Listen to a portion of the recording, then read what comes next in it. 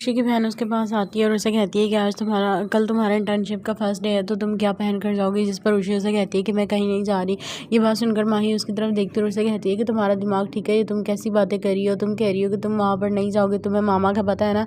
कि अगर उन्हें ये बात पता चल गई कि तुमने वहाँ पर जाने से इनकार कर दिया तो वो तुम्हारे साथ क्या करेंगी। ये बात सुनकर रुशि से कहती है कि वो मेरे साथ कुछ नहीं कर सकती। मैंने उस लड़के को पहले भी देखा है, उस लड़के का नेचर बिल्कुल भी ठीक नहीं है। उसकी तो मंगेतर उसके साथ नहीं टिकी, तो मैं उसके साथ कैसे काम करूँगी। ये बात सुनकर मायूस से कहती है कि तुम्हारा दिमाग ठीक है, ये तुम कैसी बातें कर रही हो।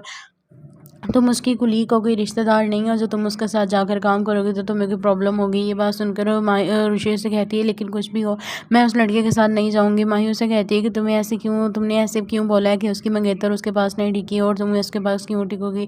जिस पर रुशि से कहती है कि मैंने उसकी मंगेतर को अपनी आंखों से देखा था, अपनी एंगेजमेंट रिंग उतार कर उसके मुँह पर मार कर गई थी और वो उसे कह रही थी कि उसे उसके साथ ज़िंदगी नहीं गुजारनी।